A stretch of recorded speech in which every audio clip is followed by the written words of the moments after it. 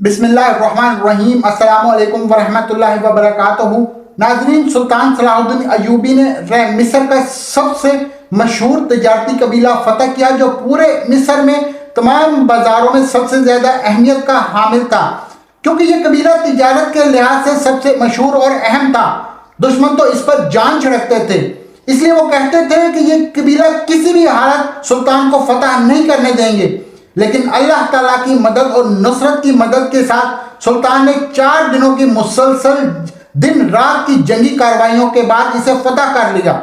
दोस्तों, इस कबीले में मौजूद तमाम घरों में दरवाजे वगैरह मौजूद नहीं थे, यानी ये एक खैमा नुमा कबीला था और इनकी हिफाजत के लिए घर वाले भी इस पर तवज्जो नहीं देते थे। इसकी बड़ी वजह यह थी कि वहां पिछली 1 सदी से कोई भी ऐसा नागवार वाकया पेश नहीं आया था जिसमें लोगों के माल और जान को किसी किस्म का खतरा हो।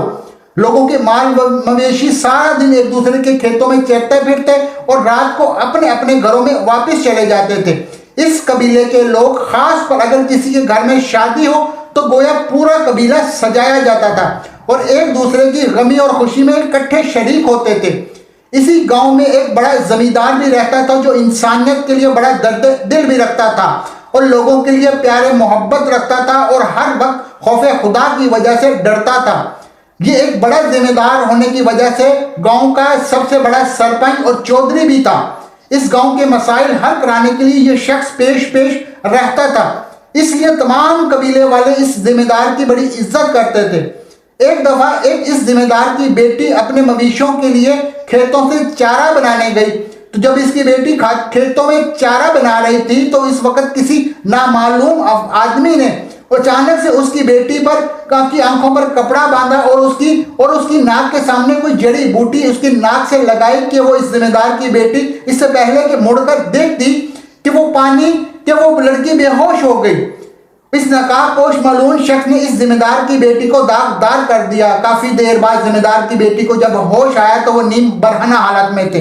इसके आधे कपड़े फट चुके थे, लड़की के औसान खता हो चुके थे, लेकिन उसे इस बात की भनक लग चुकी थी कि उसे ज्यादती का निशाना बनाया गया है। ये सब कुछ देखकर वो डर के मारे कांप रही थी कि अब वो क्या करे। लेकिन पहले इसके दिल में ख्याल आया कि अपनी जिंदगी का खात्मा कर ले, लेकिन फिर अचानक अपने बाप यानी जिम्मेदार का ख्याल आया कि इसका बाप इसी के सहारे जिंदा है, क्योंकि वो अपने बाप की इकलौती औलाद भी थी। माँ की वफात के बाद बाप बेटी एक दूसरे का सहारा था। मेरे बाप ने मुझे बड़े लाड प्यार से पाला है, अगर मुझे कुछ हो जाता है तो मेरा बाप जीते जी मर जाएगा। जिम्मेदार की बेटी इस सोचो विचार में अभी गुम ही थी कि क्या करे कि अचानक उसकी नजर जमीन पर पड़े, चंद सोने के सिक्कों पर पड़ी। वो स्कूल के साथ ही एक खेत में मौजूद पीपल के एक बड़े पत्ते पर एक तहरीर भी लिखी हुई थी। ये सब क्या है? लड़की देखकर चौंक गई।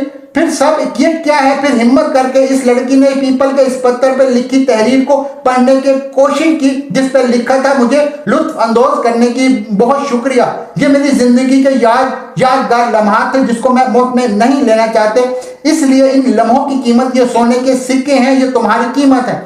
मैं तो यहाँ से गुजर रहा था, इसलिए मेरे पास इतने ही सोने के सिक्के मौजूद थे।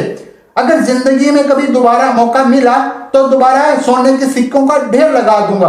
ये सब कुछ देखकर लड़की बहुत परेशान होगी, कभी खुदकुशी के बारे में तो कभी अपने बाप की हालत पर उसको तरस आता।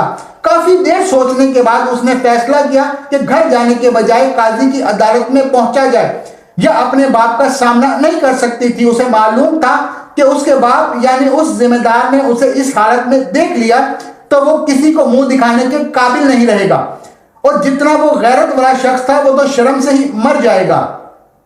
ये लड़की अपना मुकदमा लेकर काजी साहब के पास पहुंची और रो रो कर कहने लगी, इस गांव की बेटी की इज्जत पर हमला हुआ है। आज मेरे साथ किसी ने बहुत बड़ा जुल्म किया है। मैं जिंदगी और मौत की कश्मकश में हूं। काजी साहब ने इस लड़की से सारा मुआवजा पूछा और लड़की ने सारा किस्सा बयान करने के बाद वो पीपल के पत्ते पर लिखी हुई तहरीर और सोने के सिक्के काजी साहब के सामने सबूत के तौर पर हाजिर कर दिए। काजी साहब ने सारा मुआवजा सुनने के बाद इस तहरीर और सोने के सिक्कों का बगौर मुताला करने के बाद सिपाहियों को हुक्म दिया कि इस गांव के तमाम मर्दों को गिरफ्तार करके लाया जाए। सिपाहियों ने हुक्म पर अमल किया और थोड़ी ही देर में गांव के तमाम लोगों को हाजिर कर दिया गया। پھر قاضی صاحب نے 2 ماہر شناساؤں کو بلایا جو کہ لکھائی کی شناخت کر سکتے تھے۔ ان دونوں شناساؤں نے ایک ایک کر سب کی لکھائی چیک کی، مگر کسی بھی مرد کی لکھائی اس کے ساتھ نہ ملی۔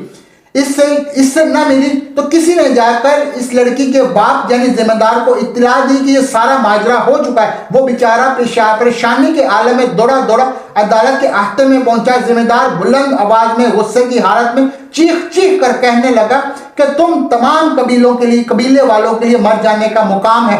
میں نے تم لوگوں کے حقوق کے لیے جنگ لڑی، جس قوم کی فلاح کے لیے دن رات محنت کی، اس کا تم لوگوں نے مجھے یہ کیا صلاح دیا؟ تم نے میری ہی بیٹی کو داغدار کر ڈالا ہے۔ عدالت میں موجود اس قبیلے کے تمام لوگوں نے انتہائی ہمدردی سے کہا کہ یہ جرم کرنے سے پہلے ہم ہلاک نہ ہو جاتے۔ ہم نے تو کبھی ایسا سوچا بھی نہیں ہے۔ ہم تو تمہاری بیٹی کو اپنی سگی بیٹیوں سے بڑھ کر سمجھتے ہیں۔ عدالت میں موجود ایک بوڑھے دانا شخص نے کہا، قاضی صاحب، ذمہ دار کی بیٹی کے ساتھ زیادتی کرنے والا شخص بڑا چالاک تھا۔ ایسے محسوس ہوتا ہے کہ جیسے اس کے دل میں انتقام کی آگ جل رہی تھی، ورنہ وہ پتے پہ تحریر نہ لکھتا اور نہ ہی سونے کے سکے رکھ کر جاتا۔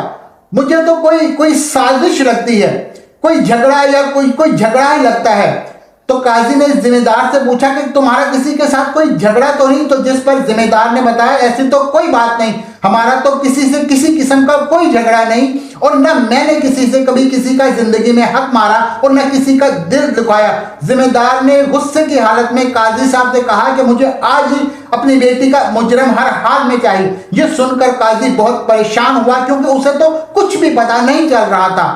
آخر کار اس نے سپاہیوں کو حکم دیا کہ ان تمام لوگوں کو سلطان صلاح الدین ایوبی کی عدالت میں حاضر کیا جائے۔ پھر خیال رہے کہ ان سارے لوگوں میں سے ایک شخص بھی بھاگنا نہیں چاہیے۔ اس قبیلے کے تمام مردوں کو سلطان کی عدالت میں حاضر کیا گیا۔ پھر قاضی صاحب نے سلطان کو سارے واقعے سے آگاہ کیا اور قاضی نے کہا کہ یہ ذمہ دار انتہائی نیک آدمی ہے، اس نے ہمیشہ ان گاؤں والوں کی خدمت کی ہے۔ یہ سن کر سلطان صلاح الدین ایوبی کو بہت غصہ آیا۔ قاضی نے سلطان کو تحریر اور سونے کے سکے بھی دکھائے۔ ان کو بغور دیکھنے کے بعد سلطان کے ذہن میں ایک ترکیب آئی کہ سلطان نے سپاہیوں سے کہا کہ ایک پانی کا ایک بڑا سا برتن لایا جائے اور ان پر پانی کو گرم کیا جائے، اتنا گرم کیا جائے کہ یہ پانی آگ بن جائے۔ سپاہیوں نے حکم کی تعمیل کی۔ سلطان نے کہا کہ میں دیکھتا ہوں کہ جب مجرم کو کھولتے ہوئے پانی میں ڈالتا جائے گا تو وہ اپنے گناہوں کا اقرار کیسے نہیں کرے گا۔ عدالت میں موجود سب لوگ خوف سے کانپنے لگے اور التجا کرنے لگے کہ خدا کی قسم ہم بے گناہ ہیں، ہمارے ساتھ ایسا ظلم مت کرو۔ ایک بڑی عمر کے دیہاتی نے سلطان سے کہا کہ اے سلطان، آپ ہمیں کھولتے ہوئے پانی کے کڑاہے میں نہ ڈالیے بلکہ سیدھا آگ میں ہی ڈال دیجئے۔ جب آپ ہم سب بے گناہوں کو مارنے کا ارادہ کر ہی لیا ہے تو پھر ایسی سزا دیں جو سب سے زیادہ تکلیف دہ ہو۔ سلطان صلاح الدین ایوبی نے سپاہیوں سے کہا کہ وہ سونے کے سکے لے آؤ۔ سپاہی وہ سونے کے سکے لے کر حاضر ہوئے تو سلطان نے ان کھولتے ہوئے پانی میں وہ سونے کے سکے ڈال دیے۔ عدالت میں موجود تمام لوگ اس عمل سے بہت پریشان تھے کہ آخر سلطان کرنا کیا چاہتا ہے۔ یہ سب دیکھ کر مرد و حضرات کو اس بات کا یقین ہو چکا تھا کہ ہم تو پانی میں نہیں ڈالے جائیں گے۔ تھوڑی ہی دیر میں سکوں کا پانی سے باہر نکالا گیا۔ گرم پانی میں ڈالنے کی وجہ سے ان سکوں کے اوپر ایک ہلکی سی کسی چیز کی تہ بن گئی تھی۔ سلطان نے فوراً اپنے سپاہیوں کو حکم دیا کہ اس گاؤں میں جتنے بھی قصاب ہیں ان سب کو عدالت میں حاضر کیا جائے۔ گاؤں والوں نے بتایا کہ اس پورے قبیلے میں صرف 2 ہی قصاب ہیں جن کو سپاہی لے کر سلطان کی عدالت میں حاضر ہوئے ہیں۔ سلطان نے پہلے ان سے پوچھا، جب سارا گاؤں یہاں اکٹھا ہوا ہے تو تم دونوں یہاں کیوں نہیں آئے؟ ایک قصائی بولا کہ آج میں نے گوشت کا پھٹا ہی نہیں لگایا کیونکہ میں آج اپنی بیٹی سے ملنے گیا ہوا تھا۔ جبکہ دوسرے قصائی نے کہا کہ مجھے کسی چیز کی علم ہی نہیں، مجھے معاملے کا پتہ ہی نہیں۔ پھر سلطان نے ان دونوں کو آگے آنے کا حکم دیا۔ سلطان نے اونچی آواز میں گونی گاؤں والوں سے پوچھا کہ آج ان دونوں نے دکان کھولی تھی یا نہیں۔ گاؤں والوں نے بتایا کہ ایک کی دکان تو آج بند تھی جبکہ دوسری دکان کھلی ہوئی تھی اور یہ سارا دن گوشت فروخت کرتا رہا ہے۔ پھر سلطان نے سپاہیوں کو حکم دیا کہ جس آدمی کی دکان کھلی تھی اس کو پکڑ کر زندان میں ڈالو اور اس کو اس وقت تک مارتے رہو جب تک وہ اپنا جرم قبول نہ کر لے۔ اگر پھر بھی اپنا جرم قبول نہ کرے تو اسے اس گرم پانی کے کڑاہے میں ڈال دینا۔ اور اس کا جرم قبول کرواؤ۔ ابھی سپاہی اس گواہی کو لے کر زندان کی طرف لے ہی جا رہے تھے کہ اس سے پہلے کہ اس نے اپنا جرم قبول کر لیا اور سلطان سے اپنی زندگی بخشنے کی معافی مانگنے لگا۔ یہ دیکھ کر تمام قبیلے والے بڑے حیران ہوئے کہ سلطان نے اس قدر آسانی سے مجرم کو پکڑ لیا ہے۔ وہ اس سے بھی زیادہ حیرانگی اس قبیلے کے تمام مرد و حضرات کو اس پر تھی کہ سلطان صلاح الدین ایوبی رحمۃ اللہ علیہ نے اس کی شناخت آخر کیسے کی ہے۔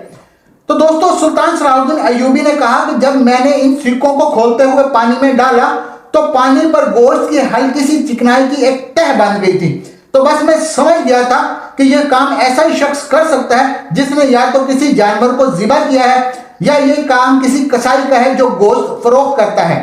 تحقیق کرنے پہ پتہ چلا کہ گاؤں میں آج ایک ہی شخص نے جانور ذبح کیا ہے۔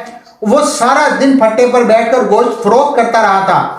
تو میرا سارا شک اسی کسائی پر گیا۔ چونکہ دوسرے کسائی کی تھی تو آج دکان بند تھی، تو اسی نے ہی ذمہ دار کی بیٹی کے ساتھ کھیت میں زیادتی کی ہے۔ جب سلطان نے اس کسائی سے حقیقت پوچھی تو اس نے سزا کے ڈر سے سب کچھ سچ سچ بتا دیا۔ دوستو، کمنٹ سیکشن میں بتائیے گا کہ میری آج کی ویڈیو آپ کو کیسی لگی اور میرے چینل کو سبسکرائب ضرور کیجیے گا۔ انشاءاللہ پھر ملتے ہیں اگلی ویڈیو میں۔ السلام علیکم ورحمۃ اللہ وبرکاتہ۔